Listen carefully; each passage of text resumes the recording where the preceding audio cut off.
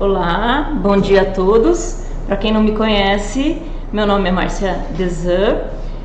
Hoje atualmente eu coordeno o Laboratório de Imunohemato Avançada da Fundação ProSangue e hoje nós vamos falar um pouquinho sobre as variantes RHD, né, que nós encontramos nos nossos doadores e pacientes aqui da ProSangue. Vamos falar também um pouquinho sobre os principais mecanismos, por que isto acontece e as metodologias que utilizamos. Durante a apresentação, vocês podem enviar suas dúvidas no chat, que prometo que no final da apresentação vou tentar responder todas. Bem, vamos lá, vamos começar.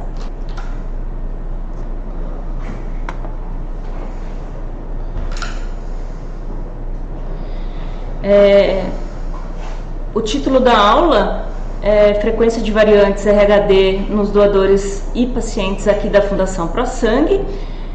Meu e-mail, quem quiser entrar em contato comigo, tiver dúvida e não ficar à vontade de conversar por aqui.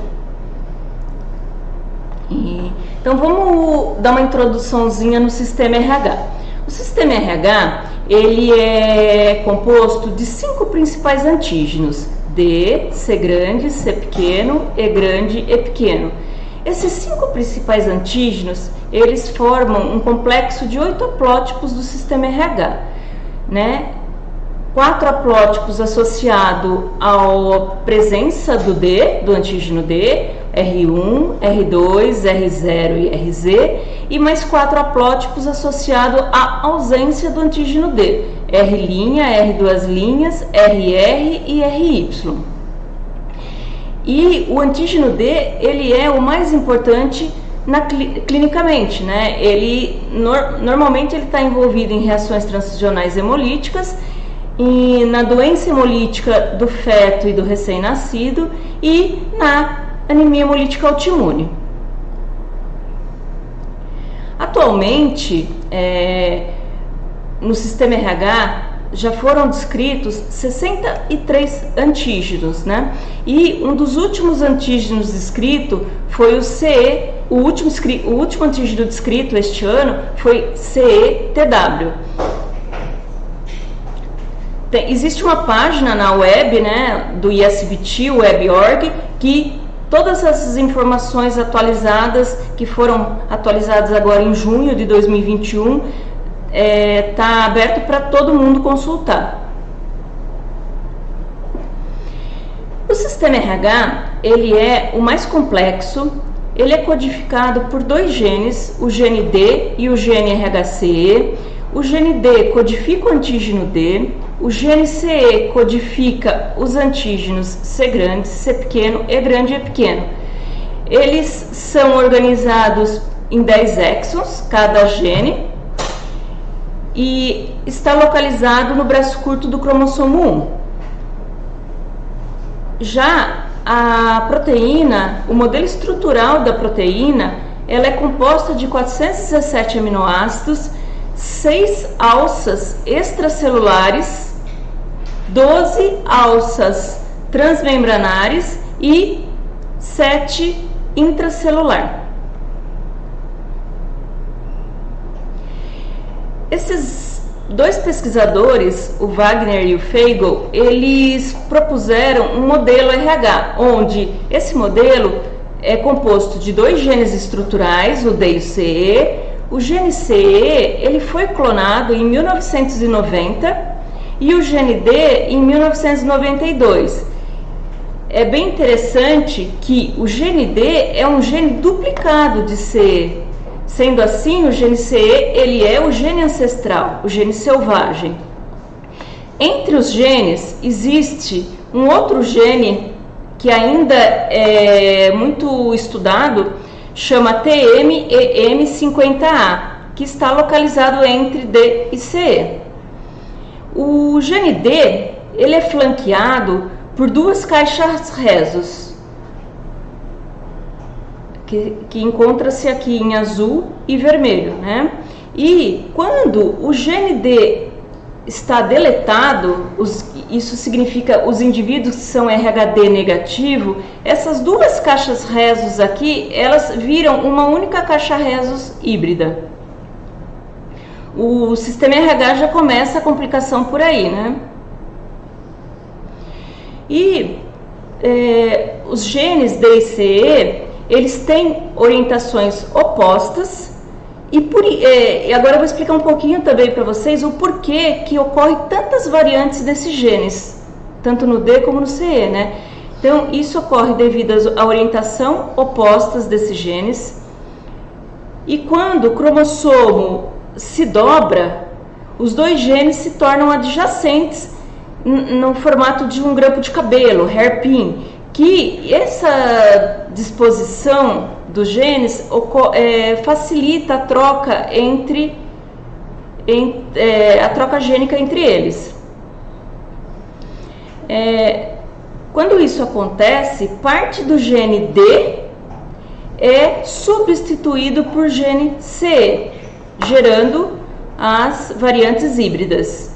E quando essa transcrição continua com o molde errado, ocorre também a troca entre os dois genes, D em CE e CE em D, que gerando esses haplótipos híbridos, que a gente vai falar um pouquinho sobre eles.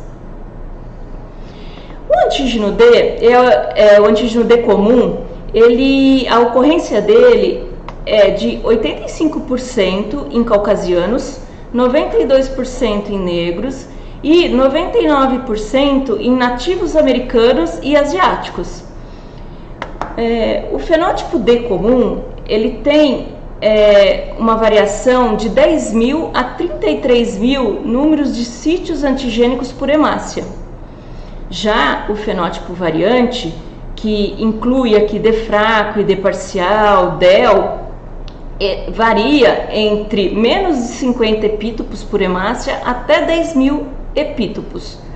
Já existe um outro fenótipo que já menos discutido, que é o fenótipo D exaltado, que tem um número de sítios antigênicos de 75.000 a 200.000. Um exemplo desse fenótipo D exaltado é o D-, aonde você tem ausência do gene CE e presença do gene D, e isso faz com que a expressão do antígeno D seja está em overexpressão, está em excesso. Já os fenótipos D fracos, quais são as principais mutações, os principais mecanismos que ocorrem para gerar um fenótipo D fraco? Então, esses mecanismos está associado às mutações de pontos nas regiões, aqui os pontinhos vermelhos, nas regiões transmembranar e extracelular da proteína. Né? Atualmente, existem mais de 140 tipos de D fraco descritos na literatura. Entretanto, o fenótipo D parcial, os principais mecanismos são os rearranjos gênicos que eu mostrei nos primeiros slides, que ocorre entre D e CE e gera os alelos híbridos. E também ocorrem mutações de ponto, mas essas mutações de ponto normalmente são nas regiões extracelulares da proteína. E atualmente existe mais de 120 tipos de D parciais descritos. Um outro fenótipo que expressa um D muito fraco é o DEL, que ele tem aproximadamente 50 sítios antigênicos por hemácia, né? E sorologicamente ele passa como negativo. A gente consegue verificar a presença do antígeno por adsorção e eluição. Cerca de 10% de japoneses e 33% de chineses RHD negativo são DEL. Aqui na ProSangue, um trabalho que nós fizemos em 2018, que eu vou mostrar para vocês, nós encontramos 1,7 de doadores RHD negativo com a presença de C grande, do antígeno C grande, eles foram classificados como DEL.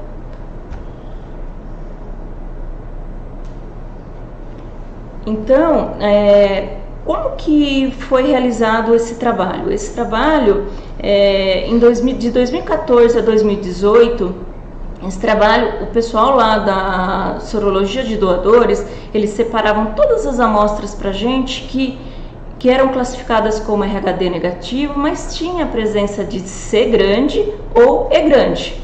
Então, quando essa amostra chegava no laboratório de imunematologia avançada, o pessoal extraiu o DNA individualmente de cada doador. Após a extração, eles juntavam esses DNAs em pools de 5 doadores e nós utilizávamos uma reação de multiplex para detectar o gene D. Essa reação era utilizada o intron 4 de uma região de D e o exon 7 também da região de D. Após encontrar o doador nesse pool, após encontrar o pool positivo, esse pool era desmembrado e a análise era no mesmo protocolo, era pesquisada individualmente. Encontrado esse doador com a presença do gene D, era realizado várias outras reações de PCR. Dependendo do resultado dessas reações, a gente classificava como gene inativo ou gene ativo. Quando essa classificação ficava no gene inativo, esse doador era liberado como RHD negativo, sem risco de aluminização para um paciente. Quando encontrava o gene e esse gene era classificado como ativo, a gente liberava como doador RHD positivo. Nesses genes ativos, nós encontramos 1,7% de doadores DEL. Então, esse é o artigo que nós publicamos na Transfusion em 2018, onde 29 doadores apresentaram o gene D. Desses 29, 21 doadores, o gene estava inativo. Então, o que significa isso? Significa que a gente liberou esse doador como RH negativo porque ele não corre o risco de aloimunizar qualquer paciente ou qualquer pessoa que vai receber esse sangue.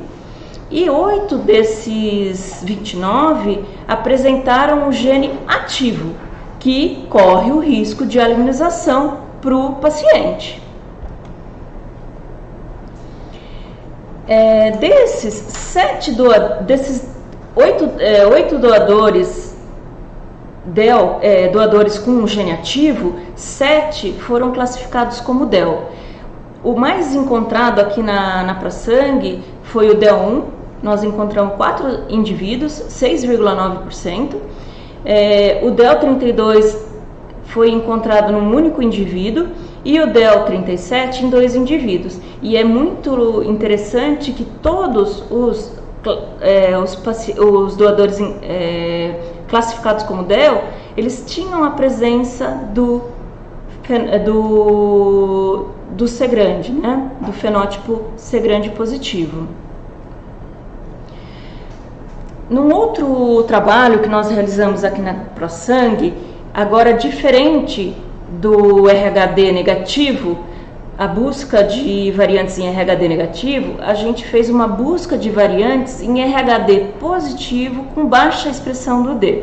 Então esse estudo, ele descreve a distribuição dos alelos RHD variantes que codificam a expressão fraca do antígeno D em doadores e pacientes de origem miscigenada, principalmente descendentes africanos e europeus. Aqui na Fundação ProSangue, a nossa rotina sorológica no laboratório de imunemato de doadores, de agosto a 2014 a julho de 2016, era utilizado o equipamento de automação da ANEL, da Imucor. Em agosto de 2016 até hoje, a gente utiliza o IH1000 da Biorad. Isso para doadores. Já para paciente, desde 2014 até o momento, é utilizado o Eritra da Grifols. Então, qual que é o fluxo desse protocolo, né? Então, todos os doadores e pacientes com reatividade menor ou igual a 2 cruzes, com o anti-D usado aqui na ProSangue, então nós vinha para o laboratório de biologia molecular. No laboratório é realizado a extração do DNA individualmente e feita uma triagem com um multiplex já descrito na literatura para classificar, para dar um norte para a gente, para que lado a gente vai. Então, nesse multiplex, a gente amplifica o exon 3, 4, 5, 6, 7, 9 de D. Mediante esse resultado, a gente analisa também o fenótipo desse doador ou paciente. Então, se nesse protocolo todos os exons estavam presentes e mais a presença do antígeno ser grande, a gente realizava uma PCR alelo específica para o DFRACO tipo 3. Quando essa PCR dava positivo, classificava como DFRACO tipo 3. Dando negativo, a gente amplificava o exon 6 do gene D para verificar outras variantes, como DFRACO tipo 1, DFRACO tipo parcial 11, DFRACO parcial 15 e DFRACO tipo 38, que está localizada todas no exon 6. Já quando esse multiplex de D apresentava o exon 9 negativo, com o antígeno grande, nós realizávamos uma PCR para DFRACO tipo 2 e 5. Dando positivo, libera. Dando negativo, sequencia.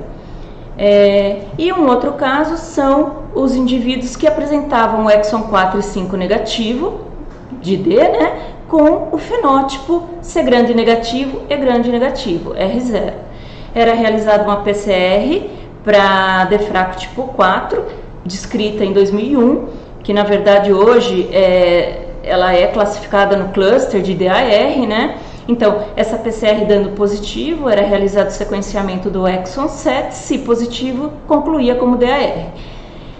Se a PCR para DFRACO tipo 4 der negativo, a gente sequenciava todos os exons de D para tentar concluir classificar essa variante. Aqui eu vou mostrar para vocês uma tabelinha dos resultados que a gente encontrou nesse trabalho, que foi feito de 2014 a 2018. Então aqui essa tabela mostra 106 doadores que tinham uma reatividade menor ou igual a 2 cruzes. E o que chama atenção aqui na tabela, né? Chama atenção a frequência de DAR e a frequência de 38 que a gente encontrou, né? Então, de DAR uma frequência de 30% e DFRACO tipo 38 uma frequência de 35%. E outra coisa que chama atenção nessa tabela são esses dois últimos doadores, né? O DFRACO tipo 4 e o DFRACO tipo 12. Nós convocamos esses doadores porque é uma variante rara, nós convocamos esses doadores porque a gente queria fazer a citometria de fluxo para verificar a densidade antigênica desse doador, né? Mas apenas o doador DFRACO tipo 112, que voltou e cedeu uma amostra para a gente fazer a citometria de fluxo. A gente fez essa citometria de fluxo e a densidade antigênica desse DFRACO tipo 12 foi de 237 sítios antigênicos por hemácia. Então, isso aqui, dependendo do soro que é utilizado, ele passa como negativo, né? Tanto é que quando a gente fez lá na sorologia com o NEL, ele passou como pó, né? Essa é uma técnica da fase sólida. Então aqui nós temos um resultado da citometria. Então aqui no primeiro quadradinho nós temos um D negativo, né? A gente vê que a expressão fica bem concentrada aqui nesse quadrante.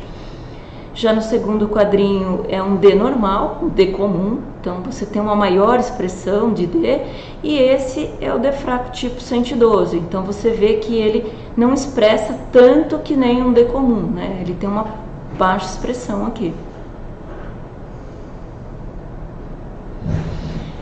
Falando um pouquinho da densidade antigênica de DFRACO na literatura, um dos mais baixos de DFRACO, que pode vir a passar como negativo, né, dependendo do clone que utiliza, é o DFRACO tipo 2, né, que ele tem uma densidade aproximada de 500 sítios antigênicos por hemácia.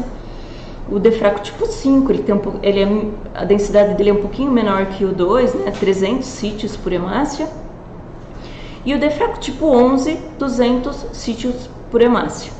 E aqui nós fizemos vários experimentos de várias amostras de DFRACO tipo 38 dos nossos doadores e tiramos uma média, então ficou em aproximadamente 200 sítios antigênicos por hemácia nos nossos doadores aqui. Já a densidade antigênica dos indivíduos classificados como D parciais, né, nós temos aí uma densidade baixa no D4 tipo 3, né, 600 sítios antigênicos por hemácia. O DFRACO 6 tipo 1, né, que ele tem uma variabilidade de 300 a 1000 sítios antigênicos. E o DAR, né, o cluster do DAR, o DFRACO tipo 4.2.2, que é o que mais a gente encontrou aqui na ProSangue, ele tem aproximadamente uma densidade antigênica de 1.700 sítios antigênicos por hemácia, né? E essa tabela é uma outra tabela também, só que agora com os resultados dos pacientes. E o que chama atenção aqui, e é um pouco preocupante, né? Porque quase 50% dos pacientes que nós genotipamos, eles passaram como DFRACO, só que na verdade eles eram DAR, né? E esse eu acho muito complicado, porque essa população corre muito risco de alunizar, né? Então nosso protocolo aqui na ProSangue, principalmente na agência transfusional, não é nem realizado o teste para DFRACO. Deu negativo, passa negativo, né?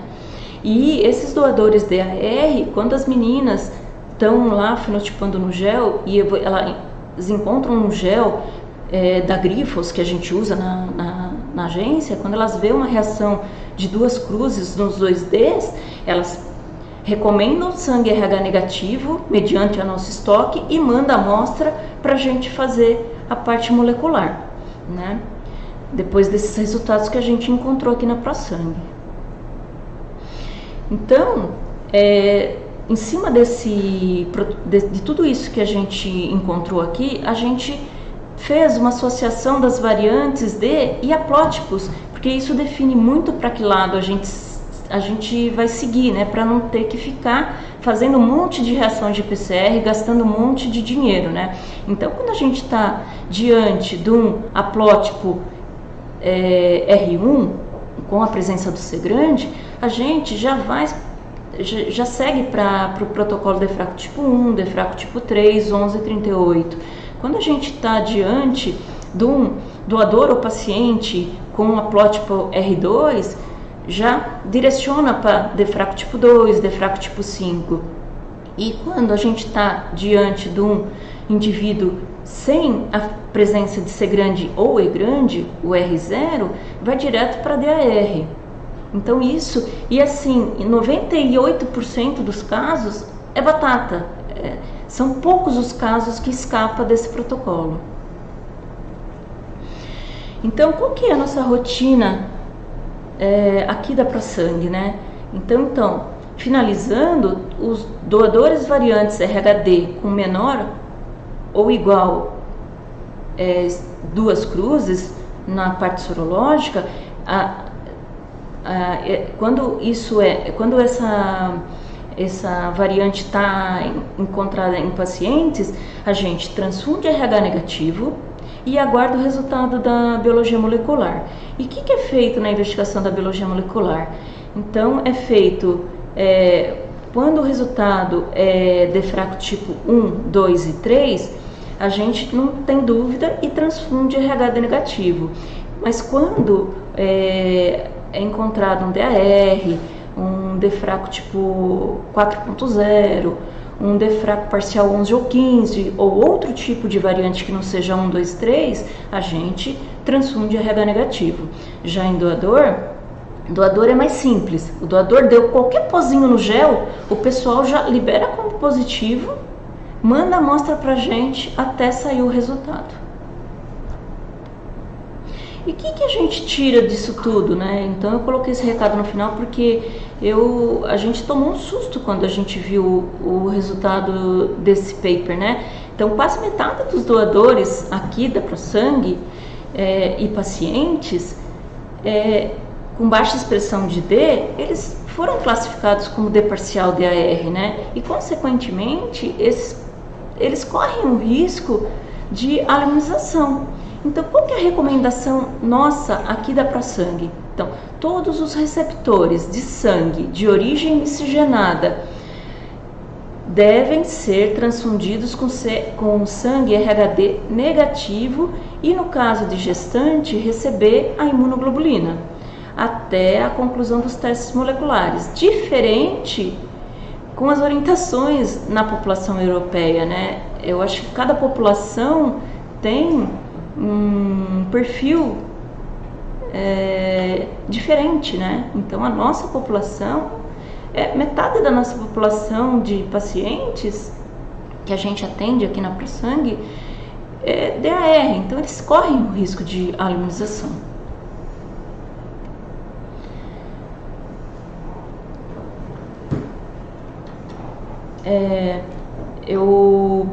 Eu encerro a apresentação, agora eu estou disponível para dúvidas, perguntas e vamos lá, vamos tentar responder. Onde que eu respondo? Eu respondo ao vivo, né? Desculpa. Sim, nós, todos os doadores e pacientes que têm risco de aluminização, que têm o gene ativo, a gente chama, conversa. Porque muitas vezes, eu não sei, em outros bancos de sangue, dependendo do clone, até passou como negativo, né? E quando a gente tem a gente encontra esse gene ativo, a gente chama, conversa, orienta. Eu tô lendo aqui, tá? Para responder as perguntas para vocês. Que tá entrando, daí conforme vai entrando eu vou respondendo. Eu só tenho elogios, obrigado pelos elogios. Né? A Girelo, a Dâmia, tem um D0967 aqui, bom dia. Tem a Tami, minha parceira aqui, que faz doutorado aqui com a gente, a Marina futricando aqui também, trabalha comigo no laboratório, o Roberto, amigão, Fabrício, a Karen, estão aqui assistindo, né? Elas já viram dar essa aula 40 vezes, mas estão aqui, né? A Carol, de Paraná, obrigado, Carol. Pessoal, acho que não tem mais pergunta, pessoal, só elogios, vou encerrar.